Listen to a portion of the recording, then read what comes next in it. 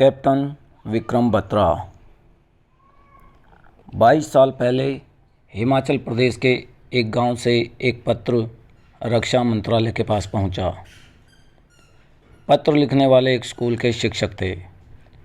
उन्होंने अनुरोध किया था कि यदि संभव हो तो क्या उन्हें और उनकी पत्नी को उस स्थान को देखने की अनुमति दी जा सकती है जहां करगिल युद्ध में उनके इकलौते पुत्र की मृत्यु हुई थी। उनकी मृत्यु की बरसी 7 जुलाई 2000 को थी। उनका कहना था कि यदि यह राष्ट्रीय सुरक्षा के विरुद्ध है तो उस स्थिति में वे अपना आवेदन वापस ले लेंगे। पत्र पढ़ने वाले विभाग के अधिकारी ने सोचा कि उस शहीद के माता पिता के दौरे को प्रायोजित करने में काफ़ी रकम का खर्च आएगा, पर इससे कोई फ़र्क नहीं पड़ता कि उनके दौरे की कीमत क्या है। पत्र पाने वाले उस अधिकारी ने सोचा कि अगर विभाग तैयार नहीं होता तो इस दौरे के खर्च को वह अपने वेतन से भुगतान कर देगा। उसने एक आदेश जारी किया कि उस शिक्षक और उनकी पत्नी को उस स्थान पर ले जाया जाए जहां उनका इकलौता बेटा शहीद हुआ था। अतः उस दिवंगत नायक के स्मरण दिवस पर बुजुर्ग दंपत्ति को सम्मान के साथ रिज पर लाया गया।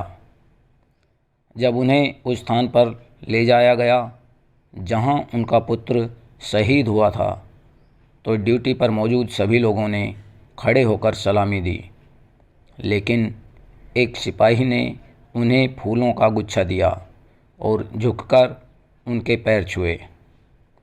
दोनों माँ बाप की आंखें पोंछी और उन्हें प्रणाम किया। शिक्षक ने कहा, आप एक वरिष्ठ अधिकारी हैं, आप मेरे पैर क्यों छूते हो? ठीक है सर, उस अधिकारी ने कहा, मैं यहाँ अकेला हूँ जो उस समय आपके बेटे के साथ था, जिसने आपके बेटे की वीरता को मैदान पर देखा था। पाकिस्तानी अपने HMG से प्रति मिनट सैकड़ों गोलियां दाग रहे थे। हम में से 5 जवान 30 फीट की दूरी तक आगे बढ़े। हम एक चट्टान के पीछे छिपे हुए थे। मैंने कहा, सर, मैं डेथ चार्ज के लिए उनकी गोलियों के सामने जा रहा हूं। मैं उनके बंकर में जाकर ग्रेनेड फेंकूंगा। उसके बाद आप सब उनके बंकर पर कब्जा कर सकते हैं। मैं उनके बंकर की ओर भागने ही वाला था, लेकिन आपके बेटे ने कहा, क्या तुम पागल हो? तुम्हारी पत्नी और बच्चे हैं। मैं अविवाहित हूँ। मैं जाता हूँ। I will do the death charge and you do the covering. बिना किसी हिचकिचाहट के उसने मुझसे ग्रेनेड छीन लिया और डेथ चार्ज के लिए भागे। पाकिस्तान की ओर से HMG की गोलियां बरस रही थीं। आपका बेटा उन्हें चकमा देते हुए, गोलियों को अपनी छाती पर झेलते हुए पाकिस्तानी बंकर के पास पहुंचा। ग्रेनेड से पिन निकाला और उसे ठीक बंकर में फेंक दिया। 13 पाकिस्तानियों को मौत के घाट उतार दिया गया। उनका हमला समाप्त हो गया और क्षेत्र हमारे नियंत्रण में आ गया। मैंने आपके बेटे का शव उठा लिया सर। उसे 42 गोलियां लगी थी। मैंने उसका सिर अपने हाथों में ले लिया। उसी वक्त पेट के बल उठकर उसने अपनी आखिरी सांस के साथ कहा, जय हिंद। मैंने अपने सीनियर से कहा कि वह आपके बेटे के ताबूत को आपके गांव लाने की अनुमति दे, लेकिन उसने मना कर दिया। मुझे इन फूलों को उनके चरणों में रखने का सौभाग्य कभी नहीं मिला, लेकिन मुझे उन्हें आपके चरणों में रखने का सौभाग्य मिल रहा है श्रीमान। शिक्षक की पत्नी अपने पल्लू के कोने में धीरे से रो रही थी, लेकिन शिक्षक नहीं रोए।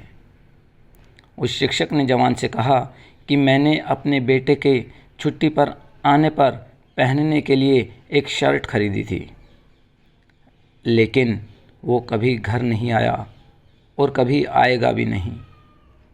सो मैं वो शर्ट वहीं रखने को ले आया हूँ जहाँ पर वो शहीद हुआ था।